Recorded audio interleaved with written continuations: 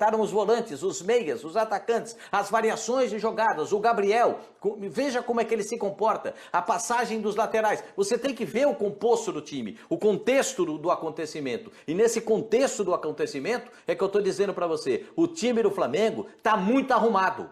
Está muito arrumado. Para ganhar do Flamengo, mesmo sendo o Palmeiras o campeão brasileiro e o campeão da Libertadores, para ganhar do Flamengo, que fez duas partidas muito boas, vai ser aqui, ó, sua osso, assim, ó. Claro que o Palmeiras tem condições de ganhar do Flamengo, mas do jeito que o Flamengo está jogando, vai ter que jogar a melhor partida dele, talvez, na temporada. É muito intenso, né? O Flamengo é muito intenso. Ontem eu ia dizer que era uma continuação do jogo com o Bangu, mas não foi não, porque o time foi melhor. Foi melhor. Mais tempo. O Rogério contra o Bangu calculou essa intensidade em 80%, acho, né? Ele já gostou. Ontem foi perto de 100, gente. O jogo inteiro isso. Lembrou, inclusive, o time do Jesus nesse aspecto. Nunca esqueço, uns 6... O Flamengo enfiou meia dúzia no Goiás quando tinha o Jesus. E o último lance do jogo é o Flamengo buscando o 7º. Ontem foi muito parecido com isso. Antes de 27 finalizações ontem. Então, antes de sair o primeiro gol, já tinha saído um gol mal anulado e 2 bolas na trave seguidas no mesmo lance. Por baixo, fora as trocas de bola, o não tá mais comigo, o pé para pé, tudo aquilo que a gente sempre cobrou do Rogério, hein? Que justiça seja feita. Resultado tinha vindo, mas não tinha vindo o volume de jogo. Tá chegando agora. Acho que a coisa é aos poucos, é conforme se apresenta. Já venceu o circuito Bangu-Madureira, embora não tenha passado nem por Bangu nem por Madureira. Vamos para uma coisa mais nacional, para uma coisa internacional. É passo a passo. E são jogadores fantásticos. Ontem só teve recorde. O Diego fez o gol 200 na carreira dele. E olha que nem é atacante e fazedor de gol, né? É número que muito centroavante aí, pena para ter. 42 pelo Flamengo. O Arrasca fez o 100º na carreira. O Gabigol a gente já lembrou, é o artilheiro do século XX, 73 gols, alcançou o Renato Abreu. Então são jogadores fantásticos, todos juntos, todo mundo no mesmo time. Todo mundo fazendo história no mesmo time. Isso é inegável. O chato, o fanho do esporte vai falar de novo, mas foi o Madureira. Ele já tá aí, ó, já tá apanhando por aí, viu? Meu caro. Não importa, a gente não está falando do resultado, professor. A gente não está falando de resultado, a gente está falando de desempenho, desenvolvimento no jogo. Então. Como é que o jogo sai, como é que a bola chega, como é que entra a definição, as movimentações, aquilo que é feito dentro de campo. O resultado não está me importando também, não. Eu acho que você tem que analisar o comportamento do time. A barbaridade que jogaram Gerson e Diego ontem naquele Pelo amor de Deus. Volância. Jesus! Aquilo foi um espetáculo. Né? O Gabigol. Pra você ter uma ideia, os mais fraquinhos foram o Bruno Henrique e o Everton Ribeiro, menos por culpa deles e mais por culpa do tanto que os outros jogaram. Daí do Bruno Henrique arrumou um pênalti, né? A menor nota para você dar para o Flamengo ontem gira entre 6 e 6,5. Eu não vi ninguém abaixo disso. Ô Ivana, eu quero te ouvir enquanto o Facincani ali tira uma remelinha ali, que acho que ele acordou agora há pouco. Não, rapaz. Não, né? Tá ali fazendo assim. Acordou agora há pouco. Então eu vou passar para Ivana. Tira o Facinca um pouco, deixa o professor aí, pro Facinca ficar mais à vontade. Se é aquele constrangimento de estar no ar ali, né? Dar uma acordada. Joga uma água no rosto, Facinca. Ô Ivana, é aquela intensidade, porque olha, o Pascoal falou aí, Jesus, né? É aquela intensidade nível Jesus que estavam cobrando o Rogério Ceni, ô Ivana? Sim, sem dúvida. Enquanto o professor falava aí, eu lembrava do quanto a gente esperava, né, professor? Esse retorno desse elenco que a gente estava sempre esperando e cobrava, não mostrar. Isso, cobrava. E a gente estava começando a ver de novo. Com o Rogério na temporada passada, a gente via alguns lampejos, né? Desse bom Flamengo da época do Jorge Jesus, dessa genialidade de todos esses jogadores que tem no elenco, e a gente cobrava isso, que fosse alguma coisa mais constante, que fosse algo mais expressivo. E a gente está vendo nesses últimos 2 jogos. E com evolução, como o professor falou, o Flamengo foi melhor contra o Madureira, que inclusive é um time melhor, né? Então foi uma evolução do próprio Flamengo em cima de um adversário e poderia ter imposto um jogo mais difícil para o Flamengo e não fez. Outra questão é que o Rogério Ceni, além de estar conseguindo colocar essa intensidade que a gente via no Flamengo do Jorge Jesus, a gente vê a mão do Rogério Ceni também nesse Flamengo. Porque o Diego, para o Jorge Jesus, era o 12º jogador, né? Era um jogador que estava na reserva. O Rogério Ceni conseguiu uma vaga de titular nesse time para o Diego. Ou seja, mais um meia, né? O Flamengo jogou ontem com 4 meias, porque você pode considerar um Gerson um meia, até porque ele já jogou nessa posição também. Então, Gerson, Diego, Arrascaeta e Everton Ribeiro. Olha que intensidade, olha que qualidade de passe o Flamengo entrou em campo ontem. E para conseguir esse espaço, ele improvisou o Arão na defesa, que tem sido uma excelente revelação na defesa. Então, o Rogério Ceni, eu acho que ele está começando a dar um passinho a mais. Não estou dizendo que o Rogério Ceni é melhor do que o Jorge Jesus.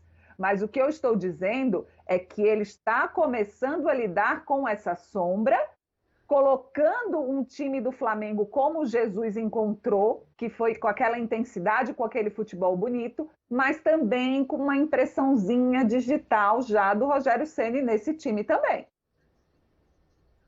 Finalmente eu vejo um começo de um trabalho à altura da inteligência dele. A inteligência e potencial do Rogério Ceni, que nós sempre vimos, pelo menos a maioria das pessoas, eu vejo isso. Eu vejo inteligência e potencial no Rogério. E sempre esperava esse desabrochar. O brasileiro, é verdade, o Campeonato Brasileiro não tem nenhuma Madureira e nenhum Bangu. Mas tem também times muito abaixo do nível do Flamengo, contra os quais o Flamengo não estava mostrando isso. E agora está. E essa questão que a Ivana levantou, você tem um meio-campo com o Gerson, com o Diego. Bom, Arrascaeta e Everton Ribeiro não precisa nem dizer, mas vamos falar ali dos que teriam função de volante. Finalmente, o Flamengo talvez seja o primeiro time brasileiro que possa realizar o sonho dos todocampistas. Porque o pessoal do futebol moderno, que vem com essa teoria de que hoje em dia todo mundo é todocampista, é todocampista lá na Alemanha, campeã em 2014, e nos melhores times europeus, não é em todos não. Porque aqui no Brasil, na prática, sempre tem o carregador de piano, sempre, todo time tem o seu volantão, principalmente os mais fracos. Então é uma chance de ver na prática... Na Europa também, professor. Né? E na Europa também, a exceção dos grandes times que podem montar times com todocampistas. Né? Mas você conta nos dedos isso. A vida não é assim, não. A vida ainda tem muito brucutu. E o Flamengo, inclusive em time grande. E o Flamengo é uma rara oportunidade da gente ver esse todocampismo em ação. O Flamengo hoje tem os todocampistas. Todos eles, ninguém ali é volante. Volante, aquele volante clássico que você aprendeu a ver. Todos eles sabem jogar. Isso é muito legal. Quem gosta de futebol tem que torcer para que coisas assim deem certo. E aí você pode pegar também, professor, que nem mesmo esses times que eu acabei de citar, que nem o Atlético está contratando o Tietê, que não é um volante, por mais que a origem dele seja essa, e a prática dele é completamente diferente de ser um volante. O Grêmio, quando você tem o Matheus Henrique, pra mim ele não é volante no Grêmio, ele é um meia que arma jogo ali no início, ele aprende, ele sabe marcar, mas não é um volante, né? O volante pra mim é o cara que não passa do meio campo, né? Aquele volante dos anos 90, tal, o cara fica ali paradinho e tal, contém a zaga, um abraço pro gaiteiro. Agora, o Palmeiras mesmo que a gente cita, né? O Patrick de Paula, menino, é praticamente um meia, joga solto. O Felipe Melo, pela qualidade de armação que ele tem de início de jogada, ele é um primeiro camisa 8, um camisa 10 ali, que o Palmeiras tem à frente da zaga. Ele faz uma função que o Diego faz no time do Grêmio, com a diferença que ele é de origem volante. Mas a prática dele é de construção de jogo, como é a prática do Diego, de acelerar, de melhorar a qualidade da saída de bola. Então, é o que você falou, não só na Europa, mas aqui no Brasil, tem equipes que estão se alinhando a esse modelo de vamos passar a ter o meia completo, em vez de ter o meia por posição. Eu quero o meia de armação, o meia de chegada, o meia de beirada, o volante, não. Vamos fazer o meio-campista completo, né? E essas equipes estão trabalhando isso e muito nessa mentalidade europeia, como tem o Abel Ferreira, como teve o Jorge Jesus no Flamengo, como principalmente tem o Rogério, que é um cara que é brasileiro, mas foi beber da fonte internacional, tanto é que os seus auxiliares são internacionais, né? Deixa eu fazer uma perguntinha aqui para vocês, e daqui a pouco a gente já vai falar de Gabigol, que chegou a um número importantíssimo, e vamos falar também, claro, dessa comparação aí com o Adriano e tudo. E você participa na hashtag BBDebate, hein? Essa vai ser muito legal.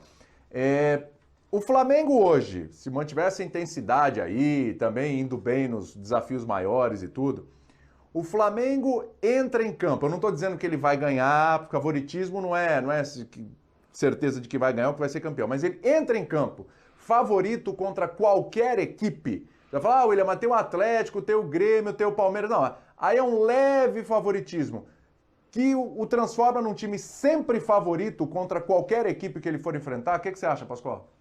Eu acho que o Flamengo tem que ser apontado assim.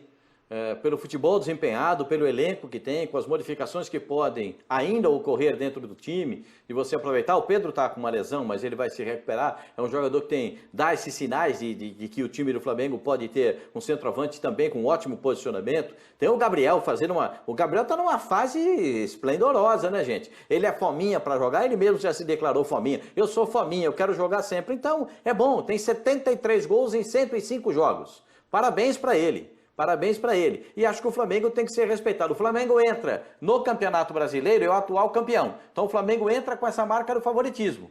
Quando se enfrenta com o Palmeiras, né? Quando ele se enfrenta com o Palmeiras, há uma equiparação. Mas no meu pensamento, hoje,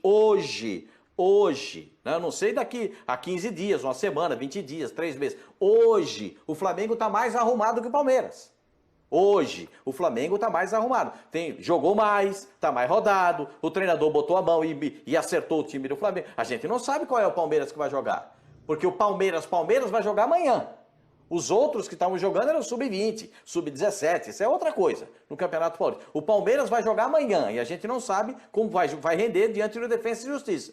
Agora, o Flamengo a gente já viu. Sabe como pode render, sabe o que está fazendo. Então eu acho que hoje o Flamengo está no estágio superior do Palmeiras, mas não é imbatível. O Palmeiras pode superá-lo passado esses momentos. A gente tem um momento muito difícil, não tem como jogar, tá muito complicado. Mas hoje o Flamengo está no nível melhor do que o do Palmeiras. E aí, professor, o Flamengo entra sempre como favorito nesse nível aí contra qualquer clube brasileiro? Eu acho que agora mais ainda, porque até aqui toda vez que a gente fazia análise Flamengo e Palmeiras, o que entrava a favor do Flamengo? O potencial.